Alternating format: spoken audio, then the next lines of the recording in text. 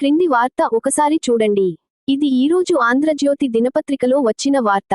Cyber మోసాలు విపరీతంగా పెరిగాయని, సైబర్ నేరగాళ్లు అనుసరించే పద్ధతుల గురించి పోలీసులు అనేక సమాచార వేదికల పైన జనాలకు అవగాహన కలిగించే ప్రచారం విస్తృతంగా చేస్తున్న విషయం మనందరికీ తెలుసు. వారి మాటలను పట్టించుకోకుండా డబ్బు పోగొట్టుకుంటున్న వారి సంఖ్య కూడా పెరుగుతూ ఉంది. ఎవరూ పెద్దగా చదువుకోని వారు సైబర్ నేరగాళ్ల మాటల్లో పడి మోసపోతున్నారు అంటే కొంతవరకు అర్థం చేసుకోవచ్చు. కానీ ఇటీవల కాలంలో మోసపోయిన వారి హోదా చూస్తే మనకు ఆశ్చర్యం కలగక మానదు.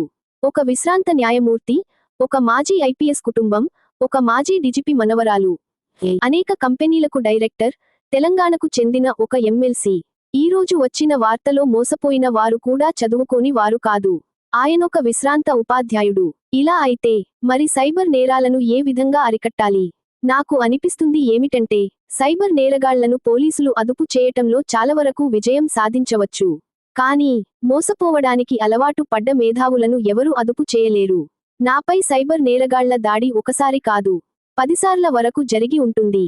వారు కొద్దిగా మాట్లాడిన తర్వాత వాళ్ళు సైబర్ నేరగాళ్లు అని అర్థమైన వెంటనే నేను మరిచిపోయిన బండ బూతులు తిట్టి మళ్ళీ నా నెంబర్కు ఫోన్ చేయకుండా కాపాడుకున్నాను. మీకు బూతులు వస్తే మీరు కూడా అలాగే చేయండి. మిత్రులారా, దయచేసి సబ్స్క్రైబ్, లైక్, కామెంట్, షేర్ చేయండి.